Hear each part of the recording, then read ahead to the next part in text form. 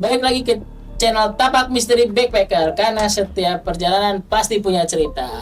Oh, Nah, hari ini gue ketemu lagi sama Olwin. Sorry, Win. Olwin juga mau nge-share lagi cerita perjalanannya dia waktu lagi pulang dari daerah Jogja ke Jakarta ya, Win ya? oh enggak ke masih nginep di Jogja. Oh, masih nginep di Jogja. Gimana ceritanya? Mari kita ikutin. Alright. Olwin, sehat? Sehat Mas Ganjit. Alhamdulillah. Langsung cerita nih ya. Ya, boleh. Jadi waktu itu gimana ceritanya? Oke. Jadi sempat main ke Gumuk Pasir tuh. Gumuk Pasir. Ada yang selancaran. Oh tapi iya pasir. di Jogja ya. Iya. Di Jogja tuh. Nih ceritanya waktu itu lagi jalan-jalan sama teman-teman juga di Jogja. Tumben-tumbenannya pada bawa pasangan. Biasanya tuh kita paling males kalau jalan-jalan tuh bawa cowok-cowok doang. Bawalah pasangan nih. Iya. Total tuh berenam. Oh, berarti 3 Cowok pasang tuh ya. Cowok 3, cewek 3. Cewek kan ribet nih, maunya kan destinasi wisata mulu, bla bla bla, yang buat foto-fotonya Instagram lah gitu kan. Dan akhirnya kita ikutin. Trip terakhirnya itu sebenarnya ke Gumuk Pasir. Udah segala macem. Si driver kita tuh ngomong, Mas, iki ada pantai bagus sunsetnya. Bilang gitu. Wah, di mana? Pantai apa? Parangtritis katanya. Parangtritis. Yaudah boleh. Selama perjalanan dari Gumuk Pasir ke Parangtritis kan tinggal lurus doang tuh naik ke atas kan. Iya. Supirnya tuh ngomong, Mas, aku kan dari tadi dengerin omongan Mas kadang kasar ya pada ya. Nanti di sana boya ditahan-tahan, dia bilang gitu. Jangan kasar-kasar banget. Oh iya Pak, nih. Iya soalnya di sini kan masih kenceng mitosnya, dia bilang gitu. Oh ya udah aman. Udah nih. Karena postur badan gue kan gede, jadi gue duduk di depan, ya kan. Udah nyampe Parangtritis, dapat sunsetnya segala macam, foto-foto kelar segala macam, bagus lah tuh. Mau pulang kita mampir dulu yang ringan. Jadi ini pantai ada jalan rayanya, sebelah sini itu ada yang jual angkringan lah, makan di situ. Bercanda, gue yang nyetuk. Ngomongnya gitulah, lah gitu, karena makanan gue dijailin, gitu. So, gak nyadar, pulanglah dia masuk mobil. Yang si supirnya driver itu ngomong, wes Thomas, ayo kita balik gitu kan, wes malam. Ya udah pak, gak takut macet, dia bilang gitu. Udah masuk mobil segala macam, duduk di depan gitu kan. Mas, rokok ya? Ya buka kaca, kata driver, buka kaca. Ini gue pegang rokok tuh gini kan Mas ya. Iya. Tangan gue tuh begini nih di luar, karena angin ngikutin. Set, kok tiba-tiba kayak gue nusuk orang gitu, nabrak orang gitu, rokok gue tuh masih sampai jatuh. Wah, dah tutup lah. Takut kan gue. Apa ya, tutup. Set. Dah bisa kayak terus di belakang nih cewek 2, cowok 1, sisa cowok di belakang. Ya cewek 3 2 cowok di belakang. Ada yang cewek gua sebutnya C lah ya. Sebut nama juga nggak apa-apa. Jangan udah mantan. Dia ngomong kayak gini, maju ke depan, aku takut. Kenapa? Gue bilang gitu kan. Aku takut bisa cepetan nggak? Kenapa? Gue bilang gitu. Coba kamu lihat di belakang, lagi gitu. Udah tar dulu deh. Bapaknya tiba-tiba nyetuk ngomong, Mas, ada yang ngomong kasar tadi ya? Lagi gitu. Coba ingat-ingat. Kayak saya deh pak. Soalnya tadi berantem nih sama dia, makanan saya dijailin bla bla bla. Waduh ya, semoga keluar dari hutan ini udah kelar ya. Dia bilang kayak gitu. Si mantan gue ini makin narik baju gue, nangis, takut banget, tolong dong berhenti kayak atau gimana, usir dia ngomong kayak gitu. Cepet itu di belakang. Jadi posisinya ini kan supir gue 3 cewek 2 cowok, tapi tengah-tengahnya tuh kosong. Si yang ikutin itu duduk di tengah-tengah Mas, bentuknya Kunti duduk tengah-tengah, ikutin. Pas gue nengok itu Kuntinya duduk. Temen gue yang 2 yang belakang cowok ini nggak nyadar, nggak ngeliat. Gue ke depannya kosong aja menurut depannya kosong. Si cewek gue ini katanya tuh pundaknya digini-giniin, digangguin yang dia rasa. Jadi ngomong ke gue, keluarlah kita dari hutan, memang udah hilang. Clear, selesai tuh. Nah, jadi gue ini di Jogja itu nginep di rumah teman gue. Rumah teman gue ini tuh memang masih yang, karena dia kan dekat di dalam komplek keraton lah ya, komplek keraton. Jadi rumahnya tuh yang rumah keluarga kecil, rumah bilik-bilik sama rumah utama yang gitu kan, masih satu wilayah gitu. Nah, kita tinggal tuh di rumah yang utama, yang rumah keluarga rumah keluarga kecil. Yang kecil. Pavilion gitu. Nah, di pavilion itu kalau lu buka pintu dari pintu utama, itu ada ruang tamu, lorong gitu, ruang tamu, sebelah sini itu dapur. Ke sininya tuh ada ruang keluarga, baru kamar gitu. Kamar tuh ada 2 atau 3 gitu, lupa. Tengah-tengah itu kamar mandi, ada kamar-kamar, tengah kamar mandi. Gue ngomong gini pas udah nyampe rumah, aku nggak mau mandi sendiri, paling nanti aku sama teman si S yang lain nih, sama cewek-cewek yang lain. Ya udah terserah segala macam, tapi aku nggak mau dulu sama cewek-cewek bareng semuanya, jadi satu gitu kan. Yaudah, yang cowok-cowok nge-setup dulu nih kasur-kasurnya ini segala macam. Kebetulan yang dapat dirancang di atas kasurnya itu gue sama cewek gue. Bentuk ranjangnya, yang lain di bawah. Bentuk ranjangnya itu kayak kursi, kayak ranjang kasur dulu yang ada kelambunya, tau masih yang? Iya, tahu, kayak kalau di film kayak yang ini kasurnya ibu. Tapi ini kelambunya tuh cuma yang satu bulat, terus yang ditarik keluarganya tuh gitu, diikat bawahnya. Nah, sebelum kita tidur di kasur masing-masing, semua ngumpul di atas dong, kita masih main laptopan segala macam gitu. Ceweknya temen gue ini ngomong lah, temenin ke, gue mau kamar mandi nih, mau pup segala macam. Nah, ketika keluar kamar, ini kan jadi ini kamar mandi kan, ini ruang keluarga, sofanya tuh letter L, kaca semua nih mas. Cermin apa? Kaca. Jendela. Oh, okay. Jendela nih, panjang gini, letter L juga jendelanya. Enggak kita tutup memang. Duduklah situ, semuanya keluar, rokok segala macam, nungguin. Ada minuman juga segala macam gitu kan. Beberapa pada masuk, panas gerah, soalnya situ udah AC kan. Padahal gue masuk, mereka lanjut nonton, tinggal gue berdua sama cowoknya nih di depan, karena masih ngerokok gue. Lagi-lagi gue ngerasain yang kayak cerita gue sebelumnya, yang di kaca, retak. Tapi ini kayak bukan di gini mas, tarik, kayak cakar gitu ya. Kita kira itu orang buka pintu besi jadul kan gitu bunyinya kan. Kok berkali-kali ya, teman gue ini namanya Arik. Kok berkali-kali Rik ya, gue bilang gitu kan. Nggak tahu gue pak. Yang ngepikirin gitu, ntar malah datang si Arik malah. Tapi gue makin penasaran sih Win, dia ngomong gitu kan. Nengoklah kita ke belakang, itu ada 4 garis mas. Ada 4 garis. Rik, ini kayak nggak beres nih Rik, gue bilang gitu kan. Ini Win, dia masuk yuk. Tapi cewek lu masih kamar mandi, gimana nih? Udah kita duduk aja di pintu, kita buka pintunya. Dia bilang gitu deh, dia duduk depan pintu segala macam, gue di kamar tuh. Terus namanya kita habis ngeliat goresan yang kita nggak tahu tuh siapa yang gores kan, si Arik lah, ini Arik yang cerita ya, ngongok lah dia begini.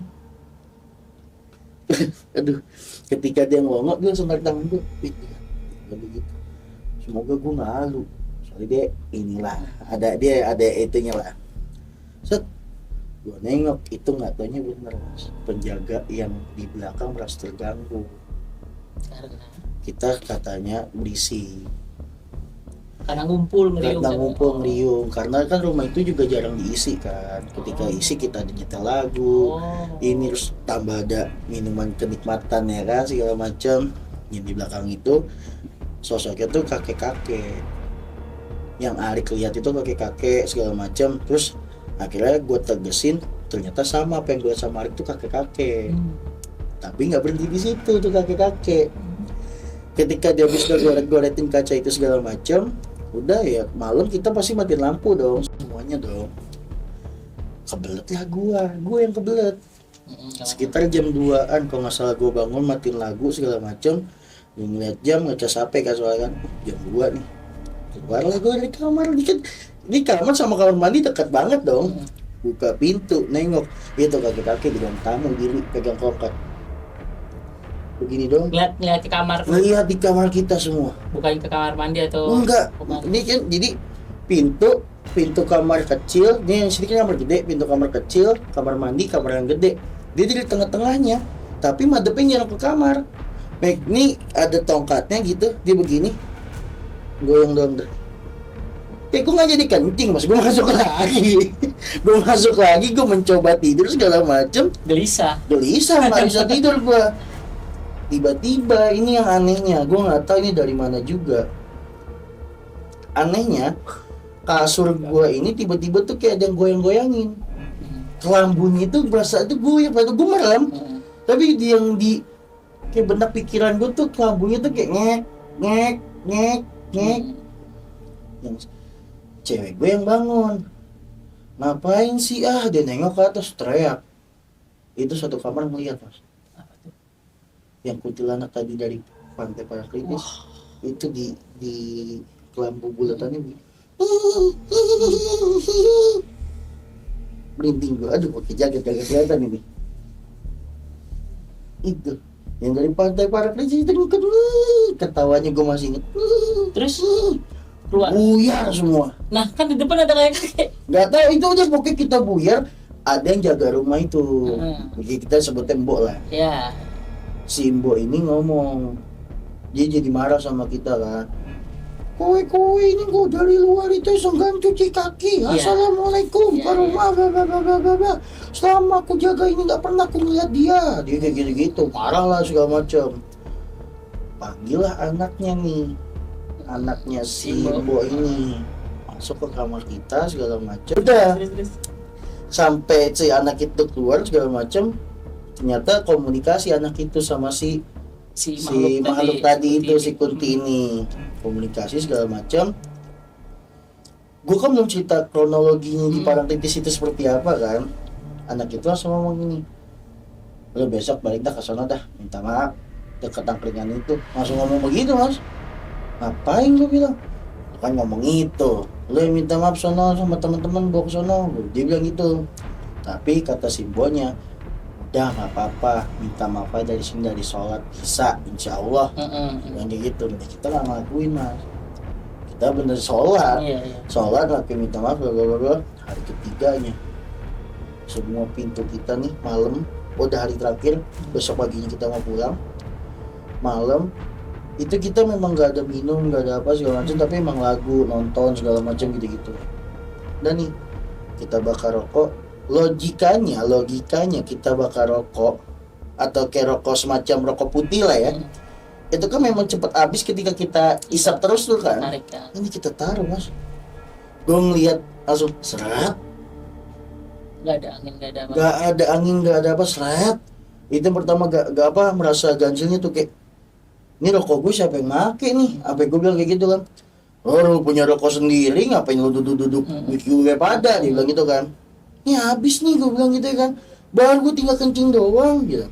Dah, bakar lagi segala macam. Itu semuanya yang kita berenam itu ngerasain semua yang sama. Rokok segala macam pertama dari pintu digedor-gedor. Pintu utama. Jadi pintu utama ini di ruang tamu itu emang lampu nggak pernah kita nyalain, mas, karena kita jarang pakai ruang tamu itu kan, jadi selalu mati. Tuh. Itu kayak kita ditagih utang gimana sih? Gedor-gedornya kenceng banget. Cewek-cewek pada teriak, kayak kita panik kan. Akhirnya teman gue nih si namanya Glenn berani buat keluar karena kebetulan rumahnya dia kan. Ini makin lama kurang ajar nih, dia bilang gitu. Akhirnya dia keluar, dibuka pintunya itu emang nggak ada. Mboknya kebetulan lagi pulang, nggak ada orang, cuma kita berenam nih di rumah segede itu.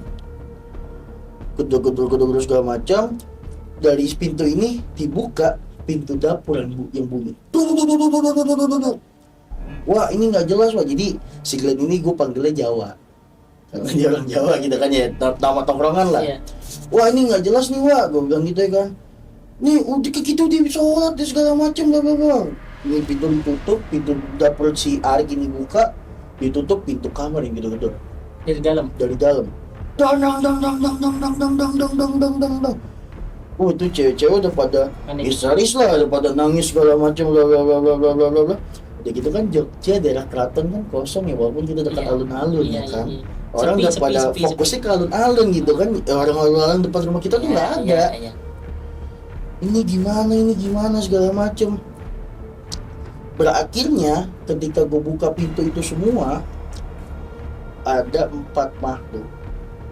Gue lupa apa aja, intinya tuh ada si Kunti sama kakek-kakek itu di kaca sini berjejer berempat Di jendela. di jendela itu berjejer berempat merhatiin kita bareng-bareng